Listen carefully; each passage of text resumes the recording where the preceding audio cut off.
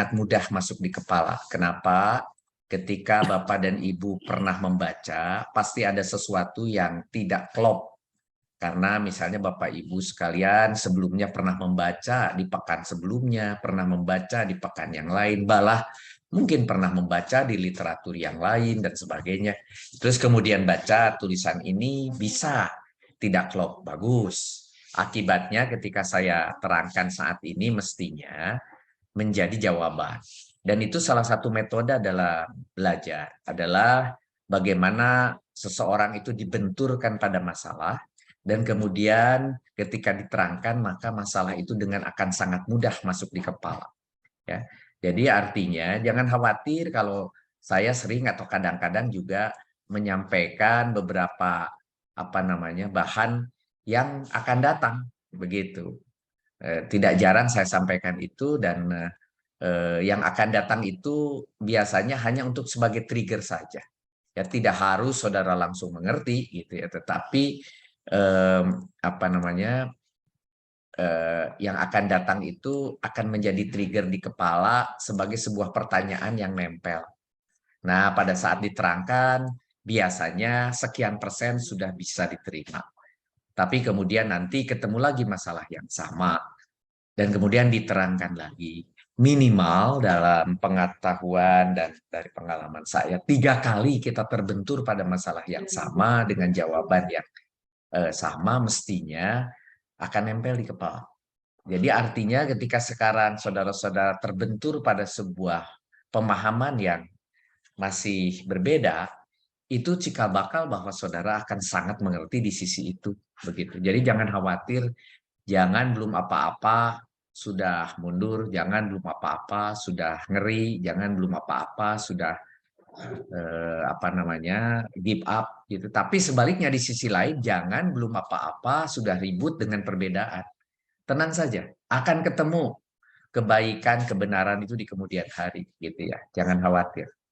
Pelan-pelan akan ketemu ya. Karena distorsi informasi sanadnya dari zaman para sahabat kemudian turun sampai ke kita itu banyak sekali distorsi. Jangan khawatir bahwa ilmu yang ada di buku-buku literatur juga banyak yang tidak cocok atau pengertiannya tidak masuk akal dan tidak benar. Akhirnya kita harus pilah, kita saring. Insya Allah, semoga buku diktat KBI ini menjadi handbook yang bisa menyaring, yang sudah tersaring, yang sudah dibuat sedemikian rupa sehingga menjadi handbook yang sangat-sangat akurat. Mudah-mudahan. Marilah kita masuk ke materi pekan ke-20, tingkat 3, yaitu masih di bab keempat tentang perubahan harokat, diklasifikasikan masih perubahan harokat, dengan mengambil subtema awamilul ismi. Dari judulnya saja, tentunya saudara-saudara sudah tidak kenal, sudah tidak heran lagi karena sudah kenal dengan awamilul ismi ini, bukan hanya sejak pekan 2, pekan 1 sudah masuk dengan awamilul ismi, terus berulang-ulang, tapi juga sejak kita di level 1, level 2, begitu ya. Jadi ini awamilul ismi itu bukan hal yang baru. Namun kenapa ketika saya tuliskan catatan ini, masih juga ada sesuatu yang di kepala kita kok nggak cocok. Nah itu bagus. Untuk supaya kita samakan persepsi, karena ingat metode yang dipakai adalah metode dari bawang merah itu. Dulu kita kenal tapi sedikit, dulu hanya dinyanyikan, nggak tahu judulnya.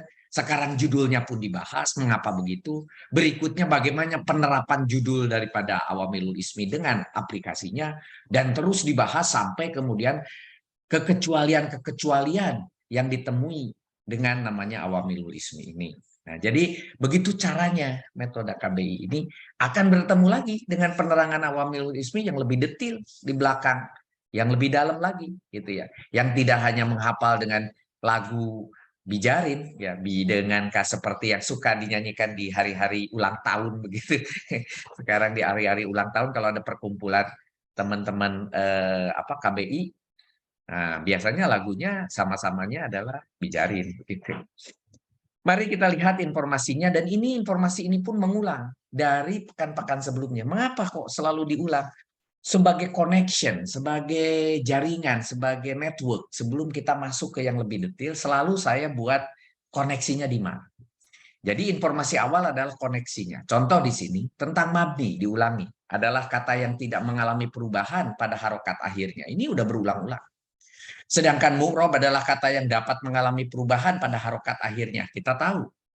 Isim ada yang mabni, yang diantaranya dikelompokkan menjadi huruf. Udah tahu. Sedangkan sisanya termasuk mu'rob. Kemudian i'rob sendiri, mu'rob itu adalah isim yang berharokat i'rob. Gitu. Jadi kalau saudara mau tulis mu'rob, boleh. Kalau saudara tulis mansub, boleh. Saudara tulis majrur, boleh. Saudara tulis mansub atau ya majum itu boleh. Atau juga saudara boleh tulis isim itu adalah i'rob nasob atau isim nasob. Boleh juga isim jer, isim apa namanya domah dan seterusnya boleh gitu. Tetapi bendanya sendiri mu'rob gitu ya. Tidak perlu pakai tulisan isim mu'rob, itu double. Begitu. Nah, kalau saya kemudian tuliskan di tabel jawaban, ada saya tulis isim mu'rob, saya salah, coret aja isimnya. Cukup aja. Isim, kalau mau pakai tulisannya isim karena di depannya mau ditekankan ini adalah isimnya, maka ditulisnya isim rofa, begitu. Tapi kalau mau satu kata mu'rob, gitu. Majrur boleh, tapi isim jar boleh, gitu ya. Teruskan, i'rab adalah perubahan harokat yang terjadi pada akhir kata. Ya, bisa rofa, bisa nasob, bisa jazm, dan tentunya di sini adalah tasrif-tasrifnya. Di awal-awal pekan selalu saya bilang i'rab itu bisa digambarkan seperti halnya bunglon. Ya. Bunglon karena dia bisa berubah kemana saja. Itu yang i'rab. Baik akibat adanya awamilul sebelumnya, jadi kalau ada yang memerintah, atau karena jabatan, karena status, karena kedudukan yang diembannya. Misalnya apakah dia sebagai fa'il, apakah dia sebagai maf'ul, gitu ya. Itu semua akan memberikan gambaran bagaimana i'rab itu dipengaruhi baik oleh awamilul maupun oleh jabatan, status atau kedudukan. Sekarang mengkerucut lagi pada awamilul itu sendiri. Awamilul adalah suatu penyebab, dia itu adalah penyebab atau yang menyuruh, yang membuat kata setelah awamilul ini harus dibaca rofa, domah dan tasrifnya, atau nasob, fathah dan tasrifnya, atau jar, kasroh dan tasrifnya, atau jajem, sukun dan tasrifnya. Kita sudah melihat di dalam pekan sebelumnya, i'rab itu dapat berpengaruh menjadi rofa, nasob, jar, atau jajem ini. Nah, yang ini itu bisa pada apa? Pada isim. Kalau rofa, nasob, dan jar. Tetapi tidak jajem. Nah, jadi isim tidak ada dengan sengaja dijajemkan. Bahwa nanti ada satu dua kekecualian karena di connect dengan kata yang lain, bisa saja. Begitu juga fi'il mudhari. Hanya rofa, nasob, dan jajem. Jadi tidak ada dengan sengaja dikasih jar. Tapi nanti saudara akan ketemu. Kok ada fi'il mudhari tapi pakai jar? Ada di Al-Quran. Tetapi itu adalah ada kekecualian ketika dia berhubungan dengan kata yang lain ketika disambungkan. Itu areanya sudah area imla. Bagaimana cara penulisan. Ditambah lagi nanti areanya rasam usmani. Ada tambahan-tambahan lain, pendekatan lain dari para pembuat atau penulis Al-Quran waktu itu. Jadi di area nahu dan sorob hanya mengikuti bahwa fi'il mudhari bisa dirubah menjadi rofa, nasob, dan jajem. Sedangkan isim hanya berubah menjadi rofa, nasob, dan jar. Begitu. Nah, kemudian untuk meningkatkan kembali perhatikan tabel-tabel yang pernah dipelajari sebelumnya sejak pekan 2. Lihat pekan 2 halaman 8. Rasa-rasanya ini udah kenal. Bukan hanya kenal, sudah diperkenalkan lebih daripada 10 kali dalam pertemuan kita yang 20 ini. Rasa-rasanya 10 kali sudah diperkenalkan. Dan malah di antara saudara sudah ada yang pandai sekali menghafalnya. Karena kita sudah belajar tentang lagu ini sejak di level 1. Fa'ilun, fa'ilani, fa'iluna, fa'ilatun, fa'ilatani, fa'ilatun. Coba lihat. Di dalam nyanyi tersebut waktu itu malah ditulisnya ada 18 yang kita tidak pernah tahu 1 sampai 18 itu apa. Maka di KB ini diurai. Mana yang 18 itu dikelompokkan 6 jadi jer, 6 jadi nasab, 6 jadi ropa. Di antara 6 yang jadi ropa diurai lagi mana yang pria, fa'ilun, fa'ilani, fa'iluna, dan mana yang mu'anas, fa'ilatun, fa'ilatani, fa'ilatun. Di mana perbedaannya ketika saudara lihat yang muzakkar, yang pria, fa'ilun, ketika dua, fa'ilani, ingat ada ani di situ. Ani adalah dua. Tapi ketika nasab dan jar jadi aini sebelah kiri. Saudara lihat di sini ada ani, tapi kemudian ketika nasab dan jar ada jadi berubah jadi aini. Nah, sementara ketika saudara lihat mu'anas yang perempuan, fa'ilatun di situ adalah sama dengan yang tunggalnya muzakkar yang ditambahi dengan tak marbuto. Fa'ilatun. Nah, sedangkan ke kirinya itu sederhana, tinggal dirubah saja. Kalau nasab jadi a, jadi lan. Jadi kalau jer itu in, jadi lin, begitu. Nah, sementara yang dua untuk perempuan apa? Sama seperti halnya yang tunggal apa? Kalau yang tunggal diselipkan tak marbuto, kalau yang berdua diselipkan tak biasa. Tak yang terbuka, tak maksuroh gitu ya. Maka di situ fa'ilatani. Jadi bedanya dengan yang berdua muzakkar apa? Yang pria itu ani, yang perempuan itu tani, gitu. Sederhana sekali. Nah, sementara kalau menjadi nasab dan jar, kalau di sini yang pria tadi berubahnya dari fa'ilani, dari ani jadi aini, ya tentunya untuk yang perempuan dari tani jadi taini. Yang ini taini. Urusan selesai. Yang belum selesai apa? Yang jamak. Kalau yang jamak rasanya kita sudah sering sejak level 1 kita belajar bahwa yang namanya jamak untuk isim itu fa'iluna, ada una di situ ya. Una. Ya, kalau kemudian nasab dan jernya ada ina. Loh, ketika jamak mu'anas yang ini baru diperkenalkan ketika di KBI, atun. Gitu. Atun berbeda dengan atunnya tunggal apa namanya perempuan, tunnya di yang tunggal itu menggunakan tak marbutoh, sedangkan di jamak itu menggunakan tak maksuroh, kemudian ditambah alif sebelumnya. Jadi atun. Kalau tunggal itu fa'ilatun, kalau ini fa'ilatun, gitu. Nah, ada kekhususan, kekecualian yang tidak mudah atau tidak sama dengan waktu dia tunggal. Di sini nasab dan jernya dibuat sama, atin. Ya asal itu diketahui saja. Maka tabel ini sudah kita memah. Memah itu apa? Kita makan sejak level 1, level 2 sampai hafal dan sudah dimengerti sejak pekan 2, pekan 3, pekan 4 sampai sekarang, apalagi kemarin waktu kita belajar tasrif isim bukan hanya fa'il, ini judulnya fa'il. Ketika tasrif isim ada maf'ul di situ juga, maf'ul di situ. Ada isim fa'il, isim maf'ul, isim alam, isim zaman ditasrifkan menggunakan metode yang sama. Hanya depannya yang berubah. Dan ditabelkan pula, saudara tinggal baca saja, saudara lihat ditempel di dinding pula. Gitu. Jadi sudah clear, semua sudah tercover sekarang. Cuma mungkin karena memang belum masuk semua di kepala, tempel aja di dinding dulu untuk lihat pola sehingga mudah nanti. Tidak perlu lagi dihafal. Lama-lama saudara mengerti. Nah, kalau sudah mengerti, ringan bawanya di otak. Kalau mengerti itu ringan bawanya di otak. Kalau kita menghafal, berat bawanya, memorinya lebih banyak di otak dibutuhkan. Tapi kalau mengerti, itu ringan. Memori yang dibutuhkan kecil, dan nempelnya akan lama, dan kita kemudian tidak bisa terkomplain dengan hal-hal baru atau masalah-masalah baru, karena kita bisa mengkonekkannya. Sehingga yang dimaksud dengan rofa, nasab, dan jar ini juga diulang. Rofa adalah harokat domah dan tasrifnya seperti tadi.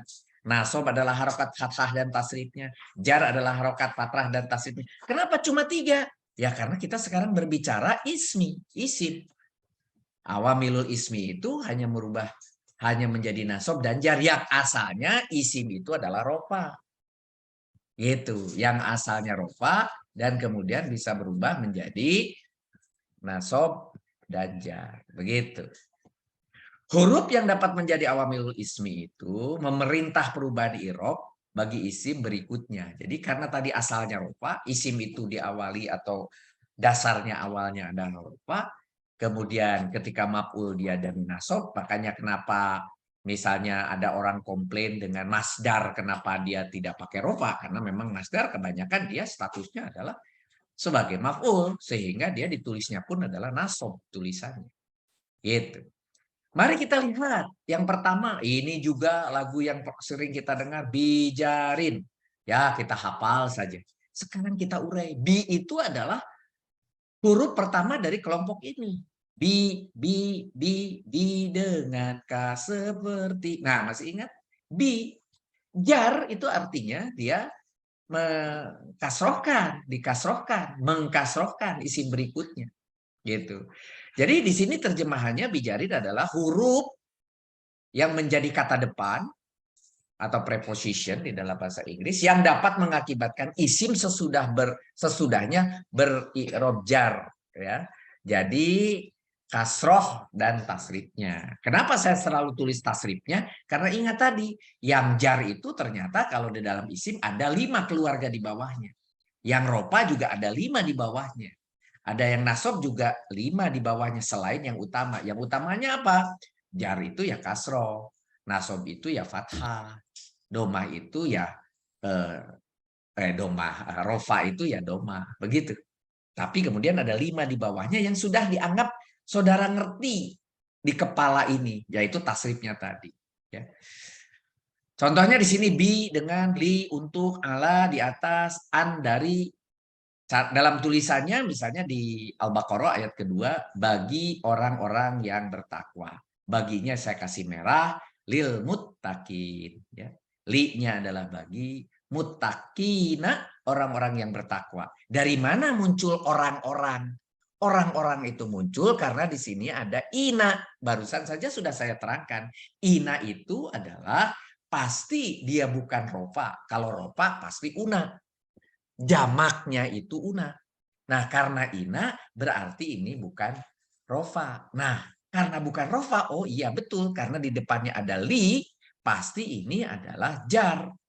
Jadi ini jamak dari jar, maka jadinya orang-orang. Bagi orang-orang. Baru mutakina. Mutakina itu karena tadi inanya sudah dibuang, lamnya sudah dibuang, di depannya ada alif lam, al. Oh, karena ada al, ini adalah makrifat. Dibuang juga alnya, tinggal muttaqi. Muttaqi itu adalah kalau ada mim, itu penciri daripada isim dan awalan. Dan karena dia bukan ma, dia adalah mu, berarti majid. Lihat lagi pekan sebelumnya. Tasrif bagi isim di klasifikasinya majid dimulainya dengan mu. Kalau begitu mu-nya buang juga. Berarti tinggal 2 kata di sini, 2 huruf dalam kata ini yang menjadi mujarod. Ta dan kop. Ta dan kop ada nggak? Dicarilah di kaukaban yang dimulai dengan tak, tidak ketemu, nggak apa-apa. Dicari lagi, kemungkinan ada di belakang ta, ki, dan kemudian ditambahi dengan huruf ilat, maka tentunya dimulai dengan ta dicari, ternyata tidak ada. Gitu. Sebentar. Sebentar. Pelangin Abil. Pelangin dikit. Bentar ya. Oke, nah baru begitunya berikutnya karena tadi tidak ada dimulai dengan ta, berarti ada awalan di sini ilat. Sehingga ta dan ki-nya berarti yang kedua dan ketiga. Ain fiil dan lam fiil. Berarti dicarilah dari 3 kemungkinan. Dari hamzah, apakah ada ataki? Tidak ada. Kemudian dari wau, ta, ti, tidak ada. Kemudian dari ya, taki, tidak ada juga. Lah, Dari mana ini? Oh, ternyata setelah kita belajar majid, ada ta di depan itu bisa saja diselipkan. Maka karena tadi judulnya majid, yang diselipkan apa? Ada itak. Nah, ini berarti dari itaku, dari ifta'il. Nah, ada majidnya ifta'il. Berarti kita cari apa penyebab kemungkinannya. Berarti di situ ada kop dan ada huruf ilaf di belakang, tinggal cari huruf ilaf di depannya apa. Ketemulah ternyata dari tabel di Kaukaban, satu ada yang menggunakan kop di tengah itu wako, dan kemudian ada ya di belakang, wako ya. Begitu cara mencari mujarotnya dari kondisi lil mutakina ini ya, lil mutakina, bagi orang-orang yang bertakwa. Jadi kembali kita selalu dikonek dengan pekan-pekan sebelumnya, pelajaran-pelajaran sebelumnya. Walaupun hanya satu kata di sini, maka tentunya satu kata ini bisa dibahas berdasarkan berbagai pekan. Hari ini kita berbicara tentang yang namanya awamilul ismi. Kita berbicara yang merah tentang li. Tapi al-mutakina beberapa pekan sudah ada. Dibahas tentang tadi inaknya, tentang alif lamnya, apakah itu termasuk makrifat atau nakiro, tentang majidnya kita bahas di sini, tentang sisipannya, tentang mujarotnya, begitu. Baru dari satu kata saja terkonek dengan berbagai pekan. Jadi oleh karena itu saya selalu katakan baca kembali pekan 00 sampai pekan 20 ini, baca kembali, ulang kembali. Pasti akan ada networknya di otak kita untuk menghubungkan satu sama lain.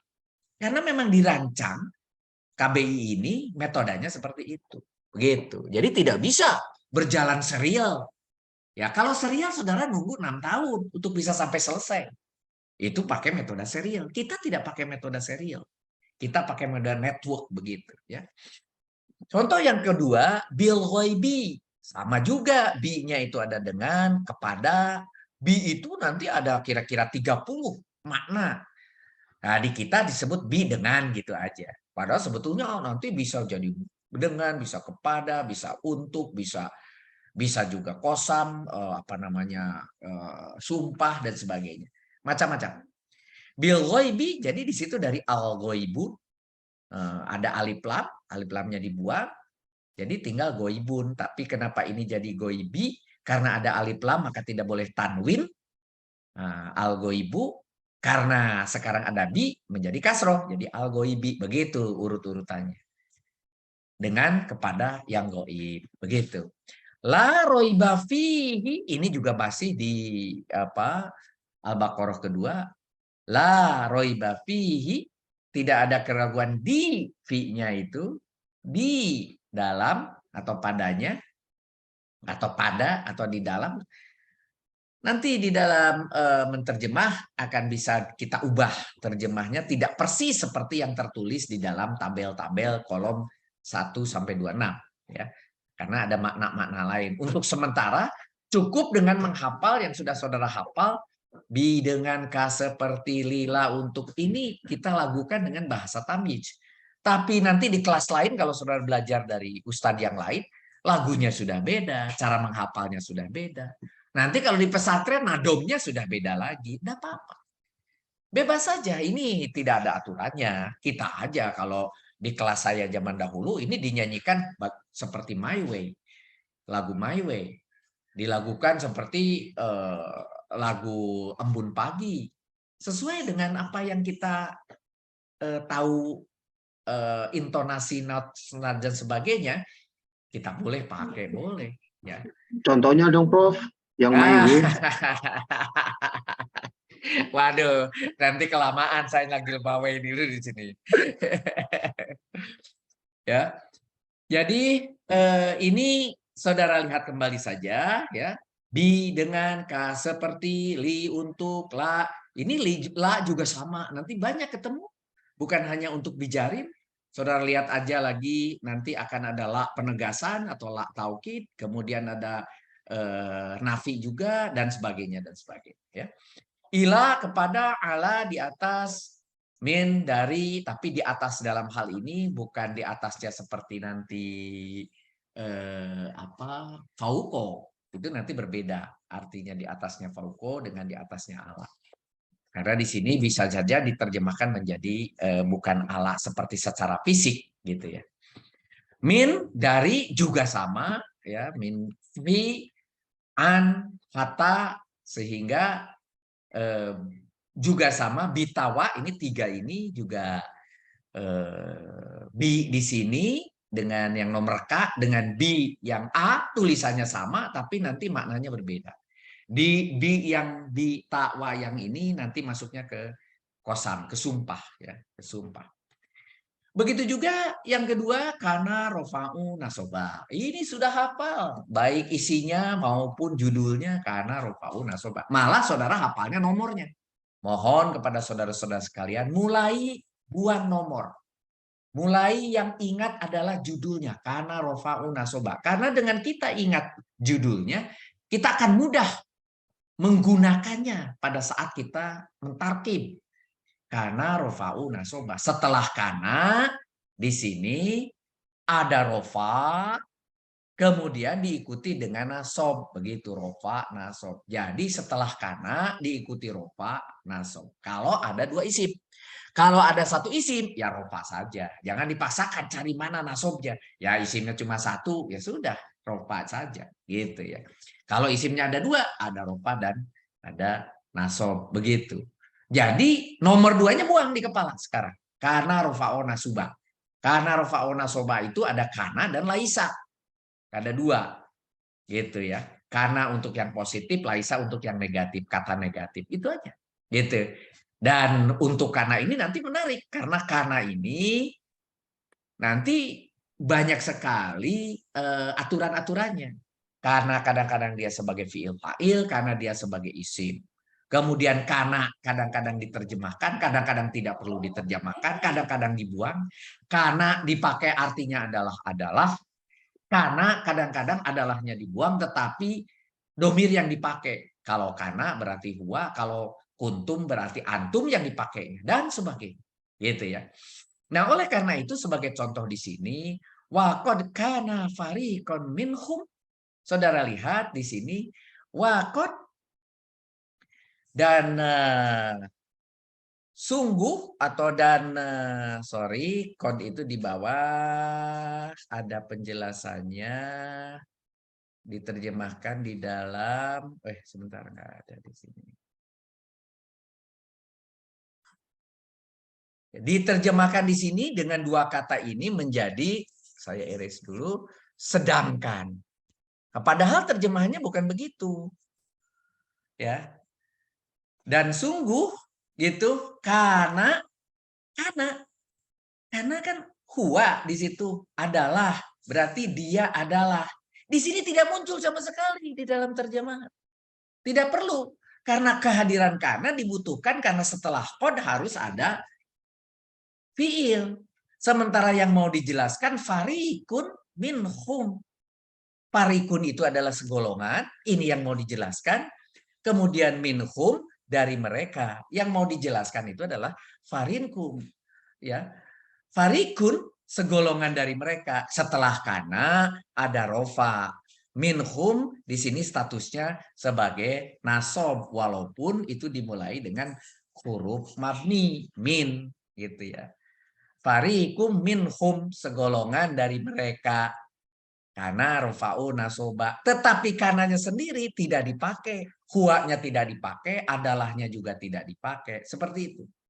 Jadi kadang-kadang karena itu memang kehadirannya hanya disimpan di situ. Untuk pelengkap sebagai syorok itu cocok begitu. Sebagai nahu itu cocok begitu. Ya. Adapun huruf yang termasuk dalam kolom kana rofa'u juga ada dua tadi ya, tadi kana dan laisa. Temennya atau lawannya boleh, kalau disebut temennya boleh, disebut lawannya boleh. Namanya ina nasoba rofa'u. Kenapa saya sebut lawan? Karena ini kebalikan, sekarang nasob dulu baru rofa. Yaitu contohnya di situ inna sesungguhnya ala semoga supaya gitu ya. Ini kalau kita mulai dengan inna. Di sini kita lihat inna loha bukan lohu, bukan lohi, karena dia disuruhnya adalah nasob. Nasob, Allahnya itu harus nasob. Gitu. Innallaha ala kulli syai'in qadir. Ya. Di sini kita lihat ada qadirun di belakang yang jadi rofaknya. Jadi ini ingin menjelaskan sungguh Allah Maha Kuasa, selesai sebetulnya. Sungguh Allah Maha Kuasa, tapi diberi tambahan berikutnya mau disimpan di belakang ala kulli syai'in gitu. Sebagai tambahannya itu untuk menekankan pada qadirun itu terhadap Maha Kuasa itu ala itu atas syai'in segala kuli segala atau apapun atau semua syai'in sesuatu. Ala kulli syai'in atas segala sesuatu. Kemudian ditulisnya dalam bahasa Indonesia, sungguh Allah Maha Kuasa atas segala sesuatu. Kalau diterjemahkan secara langsung, sungguh Allah atas segala sesuatu Maha Kuasa. Gitu. Nah, tetapi karena di sini tadi ada nasoba rofa'u-nya seperti itu, begitu yang kita cari. Jadi setelah ina kita cari mana yang rofa'nya, mana yang nasobnya, mana yang rofa'nya. Kemudian ada keterangan dimulai dengan bijarin itu pada umumnya larinya menjadi keterangan. Ala kulli syai'in, begitu. Ala kulli syai'in ini adalah dua mudhof ilaih. Ala kulli bijarin, ala kuli jar majrur berarti ya jar majrur itu sebetulnya bagian daripada mudhof ilaih yang kemudian dikhususkan untuk bijarin namanya jar majrur. Kuli sain ini mudhof ilaih ya. Kuli sain. Jadi ada dua sibeh jumlah di sini digabung. Ala kuli sain. Akibatnya ini menjadi satu kesatuan, satu arti tersendiri. Ala kulli syai'in atas segala sesuatu. Apa atas segala sesuatu? Terserah. Mau qadirun boleh gitu. Mau atas segala sesuatu yang maha kuasa, yang maha adil ya. Adilun dan sebagainya boleh. Adapun huruf yang termasuk dalam kelompok ina nasoba rofa'u itu adalah ina, anna, ka'ana, lakina, la'ala, laita. Ada yang bertanya, kalau ka'ana berarti nanti ditulisnya, kalau saya tulis ada ina disebut huruf ina. Berikutnya ada isim, bukan isim ina, nanti yang paling terkenal itu adalah khobar ina. Kenapa kok jadi ke khobar gitu? Karena begini, ketika saudara lihat di dalam struktur ini, sorry, saya erase dulu ya. Kok nggak mau diiris? Bentar.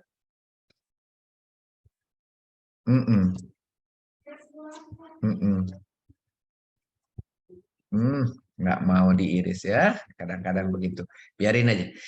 Ketika saudara lihat kalimat seperti ini, saya cuma mau katakan, nanti saudara ketika menulis di dalam tabel, kan kalau ina kita tulisnya huruf ina. Berikutnya nanti ada disebut isim ina. Gitu. Allah itu nanti jadi isim ina. Kemudian kodirun menjadi khobar ina.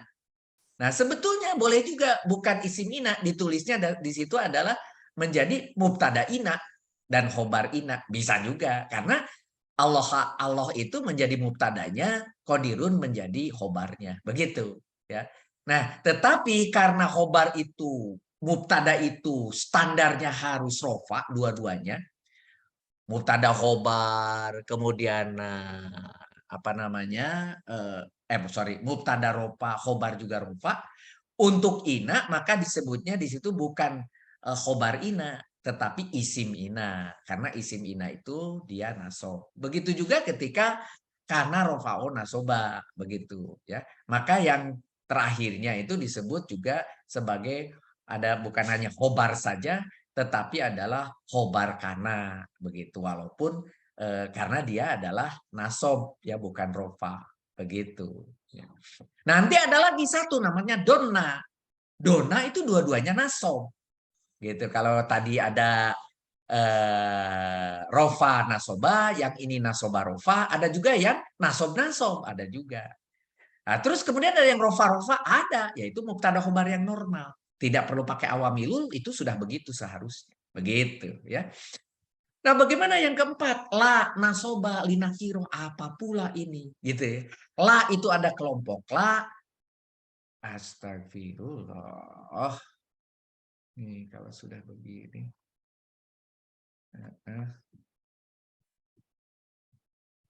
Nah, oke, oke. La di sini saudara lihat, la nasobali nakiro adalah itu adalah hurufnya membuat dia nasob bagi ada li di situ bagi nakiro. Nakiro kan kita sudah pelajari adalah kata-kata yang masih umum yang tidak diawali dengan alif lam itu yang disebut sebagai nakiro gitu ya. La artinya tidak ada yang bisa membuat isim nakiroh yang berikutnya menjadi nasob difathahkan gitu. Nakiro artinya isim yang umum yang salah satu cirinya bertanwin. Sedangkan lawannya adalah ma'rifat yaitu isim yang sudah bersifat tertentu yang salah satu cirinya diawali dengan alif lam. Masih ada ciri lain ma'rifat ya, tetapi paling mudah kalau ada alif lamnya. Contoh nakiro untuk penjelasan sederhananya kitabun menjadi ma'rifat al-kitabu. Tanwinnya dihilangkan menjadi al-kitabu. Contoh lagi la roiba fihi. Ini contoh kalimatnya kalau tadi contoh huruf nakirohnya, sekarang contoh kalimatnya. La roiba fihi. Roiba itu dia menjadi nasob karena la nasoba li nakiroh. Kenapa? Karena roiba itu asalnya dari roibun. Ya, roibun itu nakiroh, tidak ada alif lamnya. Gitu. Maka ini la roiba, bukan la roibu, bukan la roibi, begitu. Itu kenapa jadi roiba.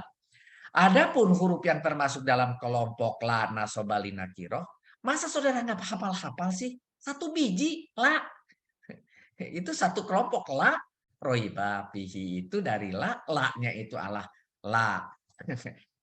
Dari la nasobali nakiroh, mestinya saudara hafal, gitu. Ila nasobalil mustasna adalah huruf ila artinya kecuali dari artinya aja kita jelas ya. Mustasna itu yang dikecualikan terhadap yang dikecualikan harus dikasih juga nasob.